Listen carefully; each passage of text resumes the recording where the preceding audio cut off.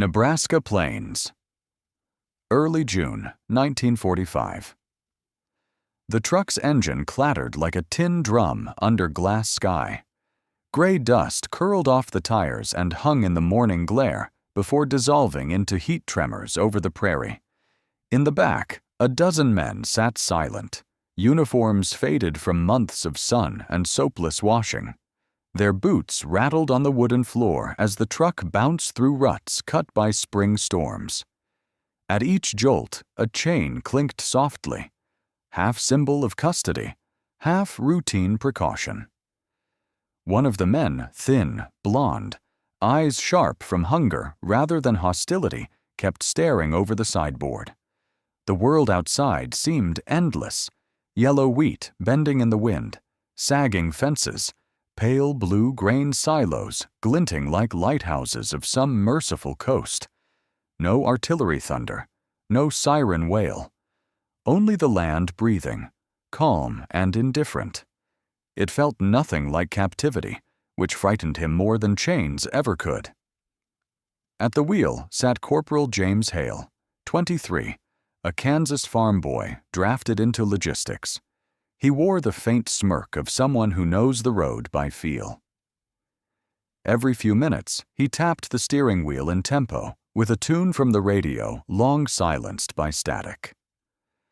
He wasn't guarding this group so much as chauffeuring them German prisoners of war on temporary detail number 41, assigned to local farms short on labor.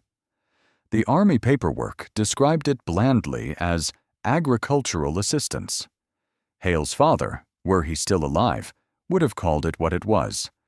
Neighbors lending a hand, no matter the flag.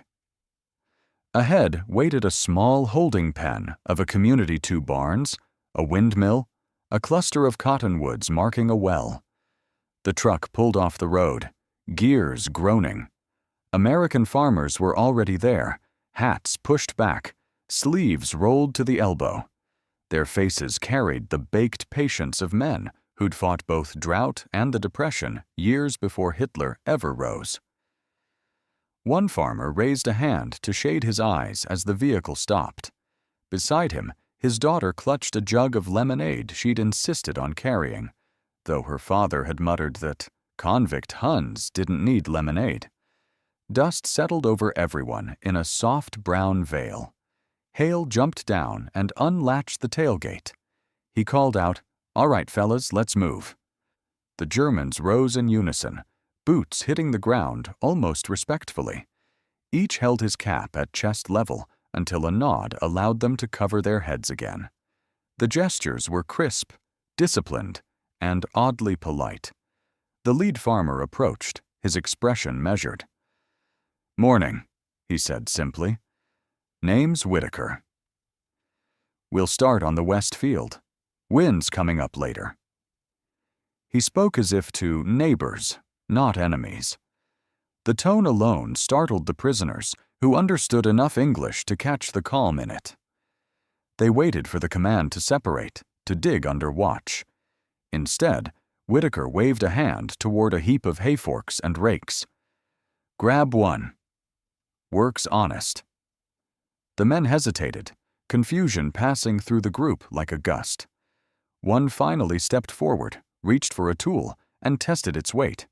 Whitaker, not missing a beat, stooped beside him and demonstrated the motion. Bend, lift, toss.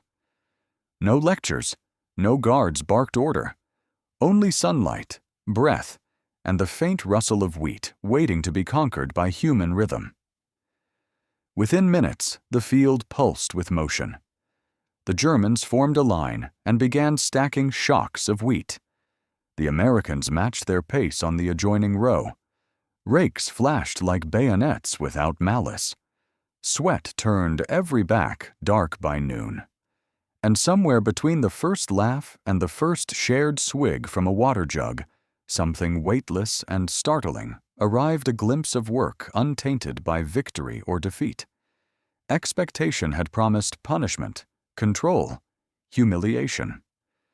Reality delivered heat, labor, and the chance, however fleeting, to reclaim the ordinary.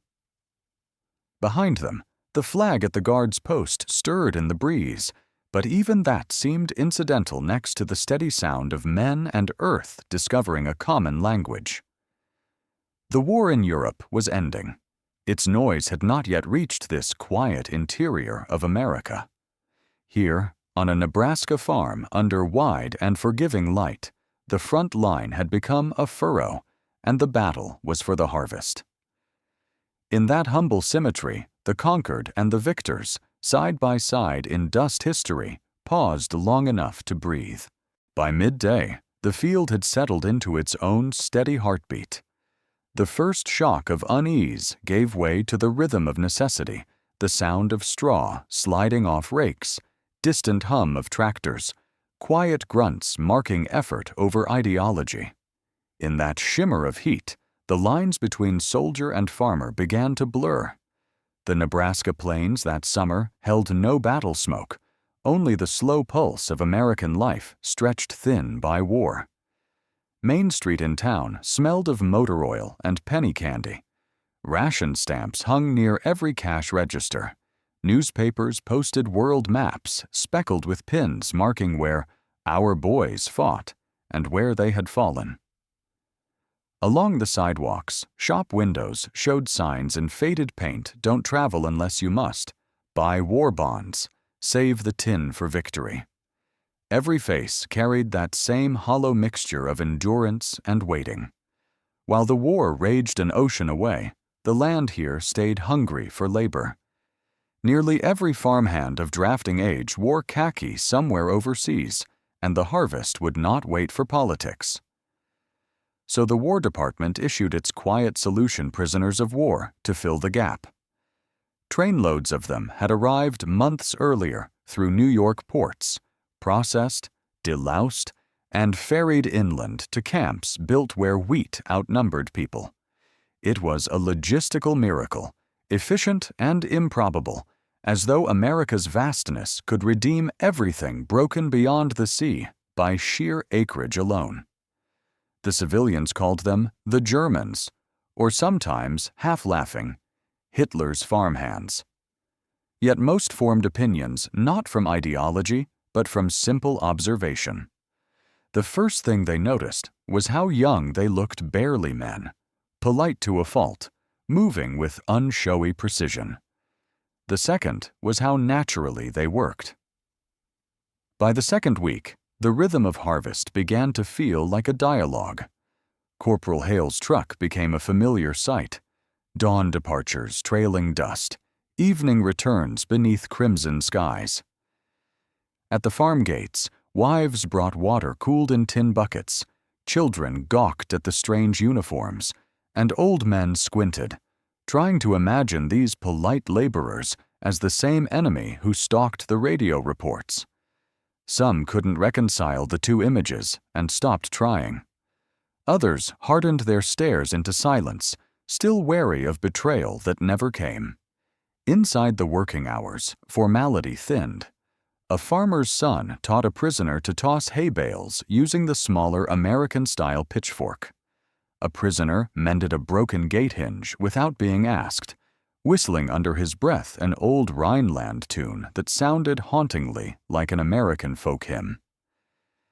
Hale, leaning against the truck with a cigarette, watched the scene and understood that something unplanned, maybe dangerous, was happening, not a breach of duty, but a soft erosion of the line that kept order clear. By late afternoon, the light turned syrup thick and golden. Men rested beneath the broad arm of a sycamore. Lunches reappeared. Bread folded around salt pork, apples already bruised. Conversation stitched itself across accents, simple words, hand gestures, laughter at misunderstandings. A jar of lemonade made its slow journey down the line, passed from calloused hand to calloused hand. No one commented on nationality, and somehow that omission made the drink sweeter. The land framed it all in relentless beauty prairie, rolling to the horizon like a calm, infinite ocean. The wind carried chaff in glittering arcs that clung to every sleeve. When work stopped for the evening, No triumph chorused over the fields, no suspicion lingered. Only labor finished, tools stacked, bodies aching in the same honest way. This was America between frontiers and front lines, expansive, pragmatic, self-assured. For the Germans, it seemed impossible that a nation so bountiful could also be the enemy. Their world until now had been cement and smoke, discipline drawn from scarcity. Here they found abundance, disciplined by conscience. Even captivity came wrapped in decency. At the periphery hovered those who could not accept this equilibrium. Letters to editors questioned the policy.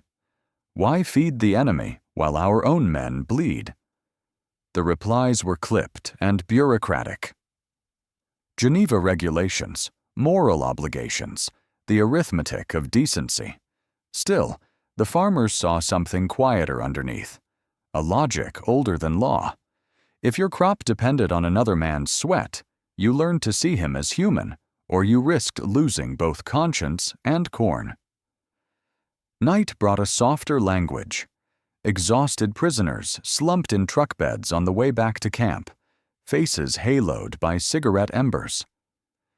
Sometimes Hale turned on the radio, catching news reports muffled through static Allied advances, surrenders, names of cities few could pronounce. For a brief mile or two, they all listened together, uncomprehending yet united by tone alone.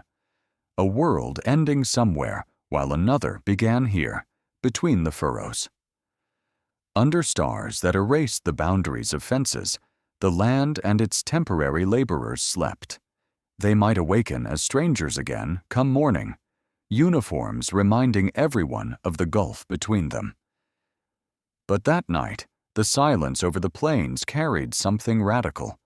A peace so ordinary it scarcely seemed worth notice. The sun rose again, and with it came the same hum of engines, the same slow parade of trucks across the plains. Work had become habit, and habit has a way of softening fear. Each dawn, when Corporal Hale turned the key and the motor coughed to life, the German prisoners climbed aboard without command. They knew where they were going, and more surprisingly, they wanted to go. By late June, the Whitaker farm looked more like an alliance than an enterprise. Fields once too wide for the family's worn machinery began to show clean and even harvest lines, traced by hands that had once held rifles. The American owners looked out with the quiet astonishment of people who'd prayed for labor and received an answer wearing the wrong uniform. The contradictions multiplied by the hour. Farmers who'd cursed the word German now offered water jugs first to the men in gray. Farmers' wives, wary at the start, found themselves setting out extra enamel cups just in case. Even the children, who had once watched from porches, now ventured closer, curious about the strangers who repaired fences and sang softly between wind gusts. The songs were foreign, but the laughter wasn't. Still, obedience to structure lingered. Every gesture unfolded under the quiet pulse of authority rifle slung on a guard's shoulder, camp rules tucked in Corporal Hale's shirt pocket. But familiarity crept in, despite the caution. In the field, Hale discovered that giving orders felt redundant. One look toward a rotting fence post, and 2 prisoners were already there with tools. He recorded it nightly in his journal. They work steady. No tricks. Maybe war makes men thorough. Occasionally, rumor scattered the calm. A victory announcement from Europe. Cairo radio whispering that Germany had surrendered. The news flickered through static on a farm radio, translated imperfectly through layers of disbelief. The prisoners avoided eye contact those mornings. They lifted, carried, stacked. Each motion a penance and a question. What waited for them now that their homeland no longer existed as they remembered it? The Americans, uneasy with victory in their presence, compensated with kindness, with more coffee, longer breaks. a handclasp at dusk they disguised as courtesy. Then came the storm. Late one afternoon, wind streaked the sky sickly green. Hale shouted to pull in equipment, and the farmers motioned everyone toward the barn. Lightning forked across the horizon, flattening sound. One prisoner slipped in the mud near the mule pen. Hale, without thinking, grabbed his arm to steady him. For a heartbeat, the world shrank to 2 pairs of muddy boots and the smell of ozone. Both men looked up, panting, and laughed pure reflex against the chaos. The storm cut the fence, snapped trees, hurled chaff like shrapnel. When it passed, silence returned as sharply as the wind had come. No one spoke about how they'd all scrambled together, prisoners, guards, civilians hauling hay bales, steering livestock, shouting directions over the roar. But later, as lanterns glowed through the broken barn planks, they shared a single table in exhaustion. No one worried about which side of the line anyone belonged to. After that evening, the relationships no longer fit the language of captor and captive. Whitaker began referring to the Germans by name. His wife sent a tin of biscuits back to the camp. For the boys. Hale stopped leaning his rifle nearby. He'd set it against the porch instead, sometimes forgetting it altogether when conversation lured him into stories of his own farm childhood. Every day that passed eroded the high walls war had built inside ordinary hearts. Yet contradiction ran both ways. In the camp, senior officers among the prisoners frowned upon too much friendliness, warning their countrymen not to forget dignity in defeat. Some resisted work altogether, folding arms in symbolic protest. Others, weary of symbols, replied that dignity could not fill a stomach or rebuild a flattened home. They kept working, and that act, unpolitical yet quietly defiant, spoke louder than their leaders. Through July, a deeper irony surfaced. The guards began to learn from those they supervised. The German laborers pruned irrigation ditches with the efficiency of engineers and built grain racks with joinery so precise that Whitaker swore he'd never seen better carpentry. They introduced methods of stacking that saved half the space in the granary knowledge born of a nation where thrift had become instinct. Soon, the Americans were taking notes. One morning, Mrs. Whitaker set a pitcher of milk on the fence rail during a break. A prisoner named Carl, a former architecture student from Hamburg, sketched the barn on scrap paper and handed it to her shyly. She pressed the drawing inside her recipe book, the gesture unspoken. Both pretended not to notice.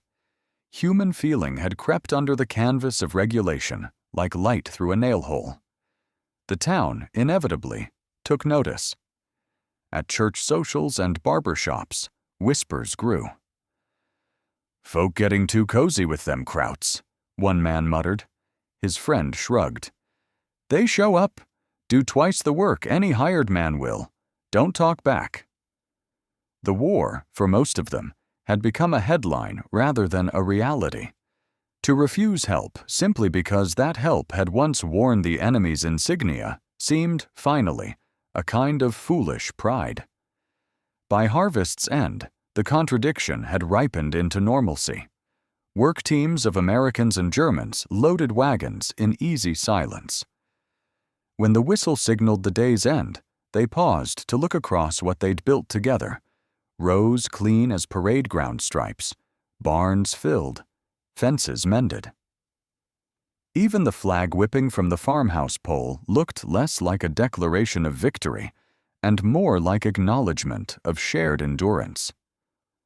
That evening, as the trucks rolled the prisoners back to camp, the light melted into copper. Dust trailed behind them in ribbons, catching the glow like smoke from a distant, gentler fire. In the cab, Hale hummed tunelessly. Behind him, the prisoners sat wordless, half smiling. No one knew what tomorrow would bring. only that something irreversible had begun. The work had joined them more firmly than any treaty could. When the harvest was done, the fields looked shaved and shimmering, like mirror plates of dusted gold. Stalks bowed under their own light. The horizon wore the blue tint of rest. The trucks no longer came each morning, the engines quiet, the tools stacked clean by the barn. In those early days of August, silence arrived not as absence, but as a satisfied sigh. Corporal Hale felt it first. He walked the edge of the Whitaker field, the air carrying only locust buzz and the lazy peal of a windmill. For weeks, his life had been governed by movement checklists, guard duties, the throb of tires on gravel. Now he stood still, hands empty, the order complete. The prisoners would soon return to main camp for reassignment or repatriation. When that news settled through the small farming valley, no one cheered. Victory had become background noise. Daily life had been their real campaign. The final mornings played out quietly. Before trucks returned to collect the men, Whitaker and his wife set 2 tables together on the farmhouse porch. They placed tin plates, baskets of biscuits, and a jug of lemonade that sweated clear drops down its flank. When the prisoners arrived, still in the sun-bleached uniforms that now looked more like work clothes than military attire, they hesitated. Eating food from an American table felt like crossing an invisible border. Yet Whitaker gestured to the seats with the easy insistence of habit. "Sit before it gets warm," he said, and his tone left nothing to argue with. Hale noticed the strangeness of it all, the German men folding awkwardly onto mismatched chairs while farmhands and guards stood beside them, chewing, swallowing, wiping sweat with similar gestures. The meal dissolved formalities with unmatched precision. Every bite declared the unsaid truth, that cooperation had rewritten the boundaries of the war more effectively than any communique. After breakfast, the sound of a truck filtered through the trees. It was a government convoy, fresh paint, clean tires arriving to collect Labor Unit A6. The driver jumped down, clipboard crisp, unaware he'd intruded on a closing scene. He read names too quickly, unseeing the meaning behind each syllable. The Germans collected their duffels, handmade trinkets, sketches folded into shirt pockets. Each paused to shake Whitaker's hand, rough-fingered farewells, eyes downcast, a murmured "thank you" that spoke more sentiment than the words aloud. When they reached Hale, they saluted first, then broke into shy smiles.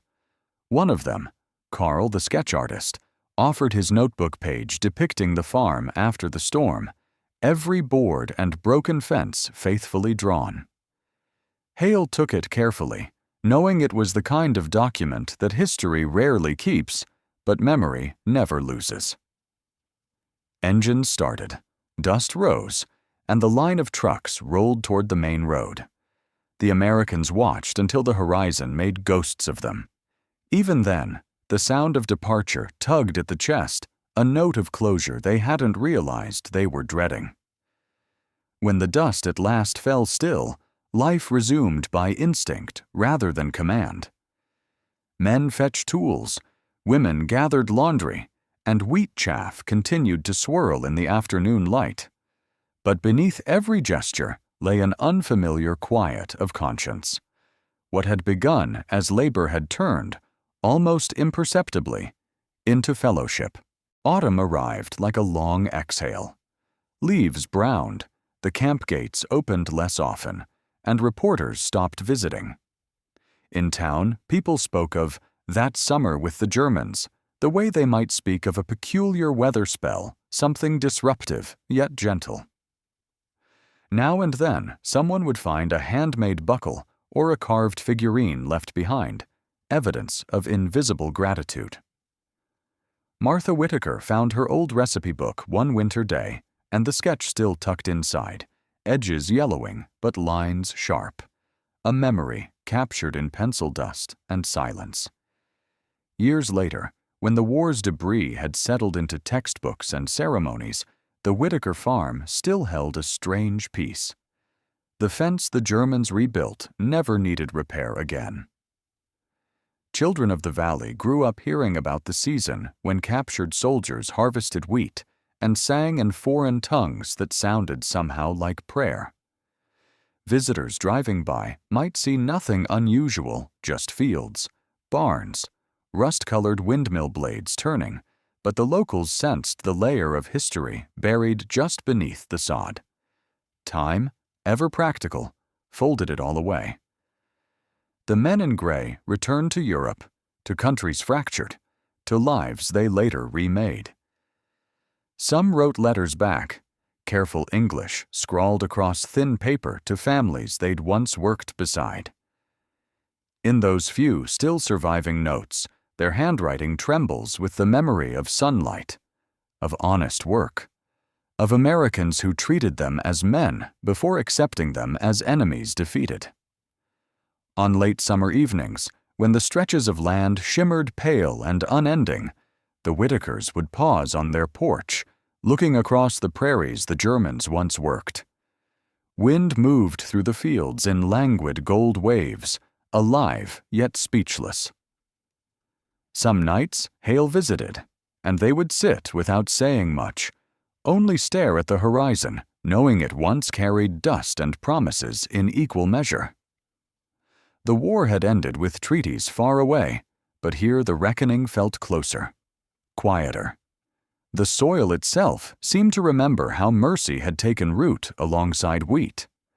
And when the last light drained from the sky, the land exhaled the same simple truth they had all discovered beneath that merciless summer sun. Two truths endure at story's end. Peace seldom arrives with banners, it grows slowly, through labor shared. And even amid history's deepest divisions, the work of human hands remains the oldest bridge between enemies.